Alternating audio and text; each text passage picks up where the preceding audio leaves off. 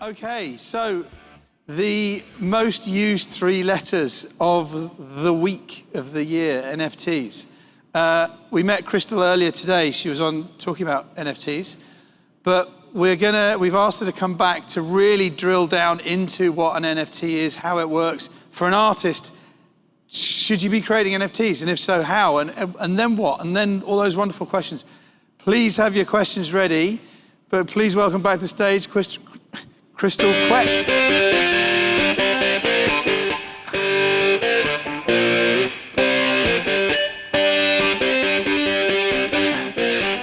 So Christel, we're going to jump straight into this because you have been on stage already once today. Now you're allowed to look at your phone because, ladies and gentlemen, for you all today and the people in the World Wide Web, she has created an NFT, not a checklist, but a Quek list of top 10 things that you need to be aware of around NFTs. And this is cool. Can we create an NFT of this NFT Quek list? Oh, actually, that's a great idea. Maybe I should make that my in-flight entertainment homework, right? Instead of watching SQ, I should just be create all the transactions, get it ready. Once I get my Wi-Fi, click send. Quek list. The Quek list. Yes, I'll give you the special one. Okay. So it's on your phone. So she's not looking at WhatsApp, I hope. But please give it, for everyone's benefit, the Quek list. All right, thank you. So no slides is allowed for Music Matters. So I decided to create my own Quek list, which is now going to be a hashtag, I think, by Jasper. Thank you very much. So I'm just going to list out what the 10 points are and why NFTs matter.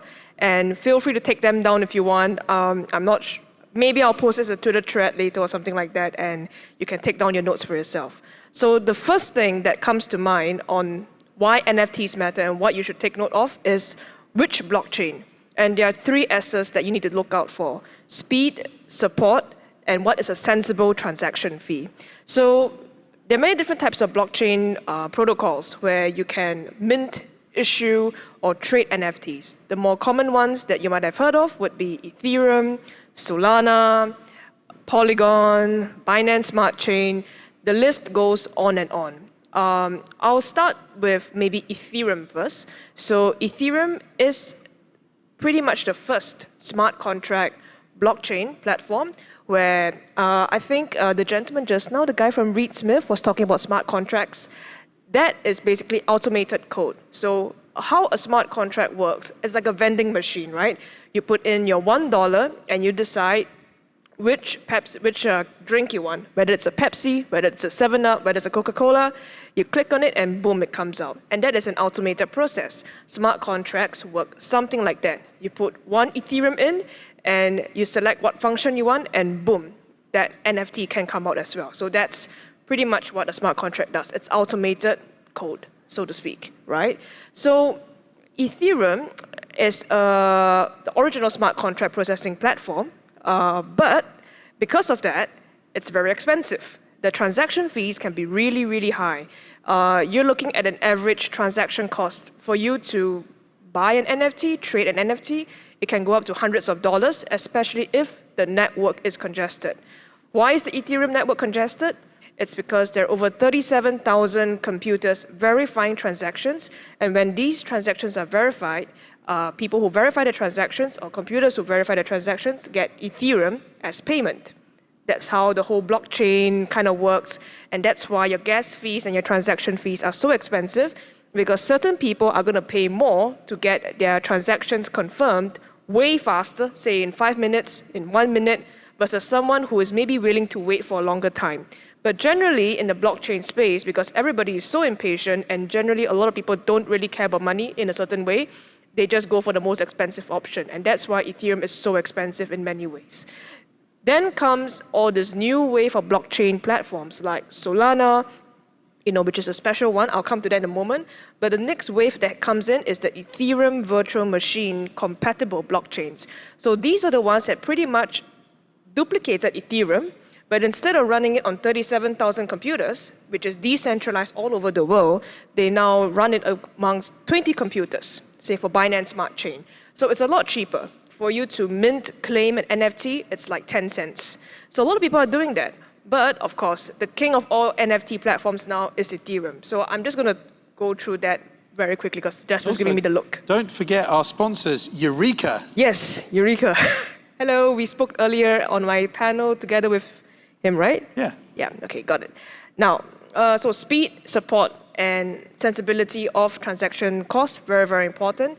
The support is important because in general on Ethereum, right, there's a really rich developer community. A lot of things get developed all the time. The code base is, automatically, contributed to on GitHub, which is an open source coding repository. So that's great. But if you're an artist and you want some specialized support, it might be a bit challenging for you to approach the Ethereum Foundation for you to get support for your NFT creation. And that's why blockchain platforms like, say, Solana, they almost have a white glove service for you to issue your NFTs and do stuff. Plug, we do that as well at Boat Global. We don't have our own blockchain platform yet, but we're happy to walk artists and creators through how they can do their own NFT issuances. We're under NDA at the moment, but we're doing that for a couple of people right now. Okay, that's the first point. Which blockchain? Speed, support, and sensible transaction speeds. Next one. Christel, any questions? 10 minutes left. At this point, any questions? You all get it. You all understand NFTs. You're all done. That's not what John and Riley were saying backstage. No questions? All right. Okay. Now, you have nine points in 10 minutes, in 9 minutes. Okay, 9 points. Okay, why don't I just say the 10 points, you take it down, and then I'll go through them really quickly, okay? Yep. All right, okay. Point 1 is which blockchain, speed, support, and sensible transaction speeds. Number 2 is one of a kind. How do you scale rarity? Because every NFT has to be unique. Number 3, do not do it for the money. It is a gateway to a movement. Number 4 is community. It takes an army of advocates, not just a couple of influencers to drive interest. Actually, super important because I was just having a lovely conversation with John Chua, who spoke earlier on stage, and we were just talking about having people take interest in your NFT collection. It's sort of the same as how an artist got to take interest in, how you can make your song popular and get people to buy your song, right? Similar thing. Okay, so that's point number 4, community. It takes an army of advocates, not just a couple of influencers. Number 5 actually is super important, and that's why it's great that we have legal advice in this room. From moments to movements, what are decentralized autonomous organizations, DAOs? How do you even register your music NFT collection as a DAO that could be a legal entity? So that is something that I'll cover in very brief detail, but in doubt, please ask your lawyer. I'll share about that later. Number 6, everyday cheerleaders. How do you find your local champions? Number 7, get familiar with decentralized finance because NFTs are just one aspect of your crypto journey. What is liquidity mining? What is staking? What are blockchain bridges? How do you convert your Solana-based NFT to an Ethereum-based NFT? What wallet should you use? All this is actually super important for you to do your research into your crypto journey. Number 8, what is your roadmap? My favorite phrase is don't post and pray. Don't create a picture and expect it to sell for $100,000. That does not work. Number 9, economics. Specifically token economics for community incentivization. Very important because for NFTs to have value, you need to stimulate demand, you need to encourage for new kinds of token economics. So like for example, if your NFTs are trading at a certain floor price, which means the minimum price of every single NFT in that particular collection of say 10,000 NFTs in one collection, then there could be a community incentive for a new token to be issued, which is a bit like your fungible tokens to be issued, for example. There are a couple of things going on like that right now. Number 10, which is what I wanted to end off with, is be tangible. Utility versus vanity, right? So issuing an NFT is not hard. Creating an artwork that you think could be rare and putting it on OpenSea to be traded, not that difficult either. But how do you expect for your NFT to be used? That's why the decentralized autonomous organization, the DAO concept, is super important. So there was actually this really interesting legal framework that came up in the US, I think, a couple of weeks ago.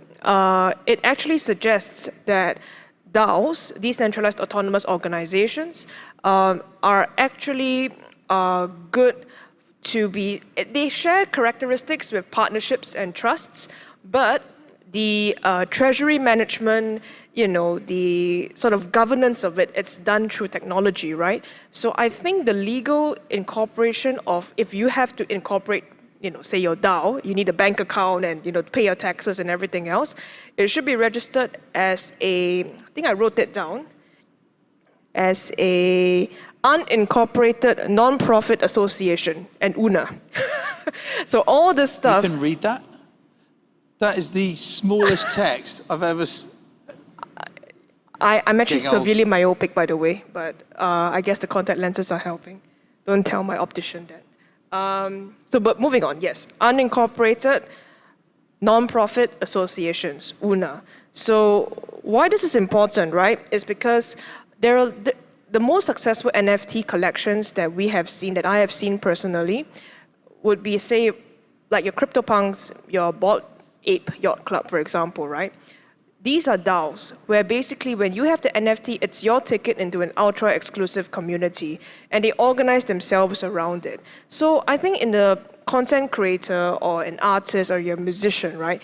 If you're able to use your art to inspire a movement for a real idea, you could use it as a means to sort of organize your community of people into a decentralized autonomous organization. And if it gets bigger, you would probably have to incorporate it, right? You have to do taxation, you have to do all the grown-up stuff, because you got to start doing economic incentives, you got to get all of that going, right? So that's one thing that's super important. So, yes. Do I need to go through every point in greater detail now? No. I've written them all down. I'm learning. Okay. I think we're going to try and publish them in a little bit later as well. Okay. Okay, so that's the what to do. Any questions yet, or do you still all just to completely get this? You're like, yeah, NFTs. Yeah. Johnny, you have a question over here? I want to call him the Mike B. I can't. One job. Hello. Oh, there we go. Thanks for taking my question. I'm Lillian. With the idea or the concept of DAOs, what would be a way to establish that kind of community to build up the value around your NFT collection that you're trying to launch? I think that's a good question. So we're working with a partner right now at Bolt, and they create some really interesting content. So they basically they have all these live cam footage all around protected nature reserves, for example, so that people can watch penguins on the beach in Cape Town, pandas in their closure in Shenzhen. So one thing that they have, I can't really speak who they are, but you probably can do a Google and figure out who they are. But essentially what they're trying to do as well is to establish some form of a super fan club where a lot of the NFT proceeds that they want to do can actually go towards wildlife conservation. So their purpose is all around wildlife conservation and education, which is a great sort of messaging, I would say, that you use to sort of spearhead your media strategy, your NFT strategy, which is all linked towards, sort of, I would say, a non-profit in that sense, because it's all about conservation, it's all about the maintenance of the live safari cameras.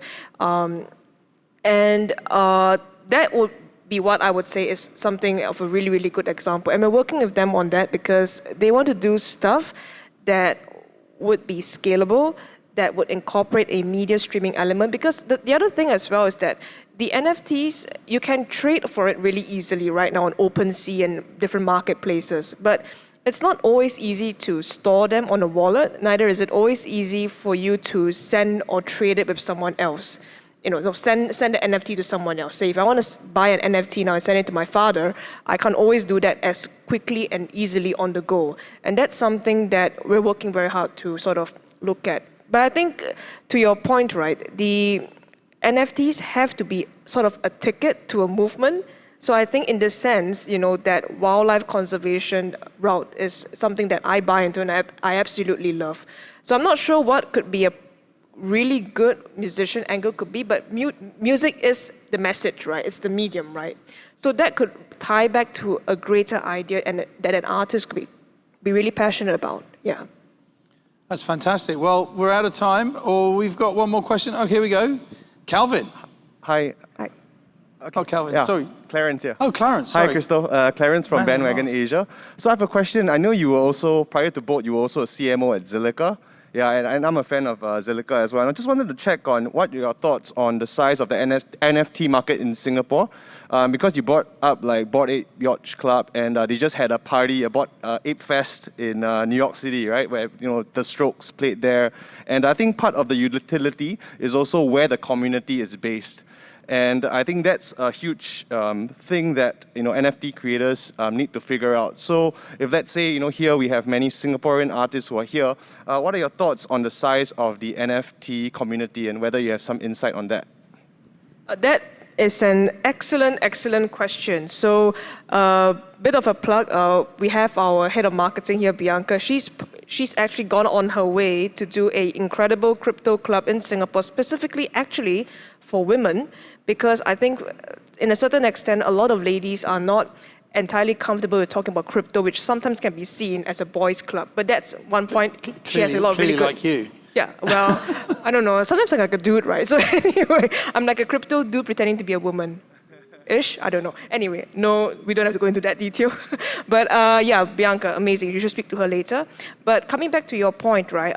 So Zilliqa just launched the NFT marketplace, and in fact, for Bolt, right, we have integrated our wallet so you can into the marketplace, so you can view your Zilliqa-based NFTs, on the Zilliqa-based NFT marketplace.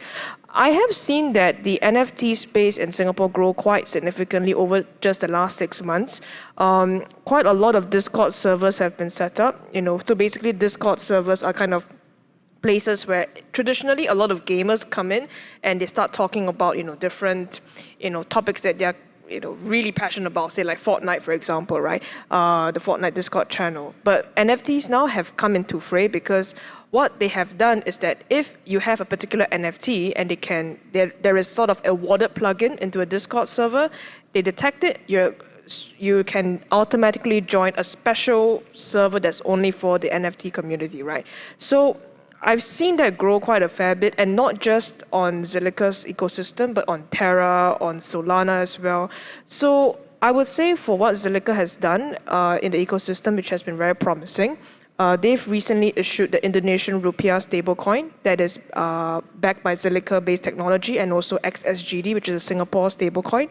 So I expect we will see a lot more growth in the region based off that. So Zilliqa's I wouldn't say it's a Singapore-based project, but they have a very big team in Singapore and in London as well, and they've done an incredible job doing that. Thank you, Clarence. Okay, thank you. We're out of time, so thank you again for the Quek list, or the hashtag Quek list. Ladies and gentlemen, Christel Quek.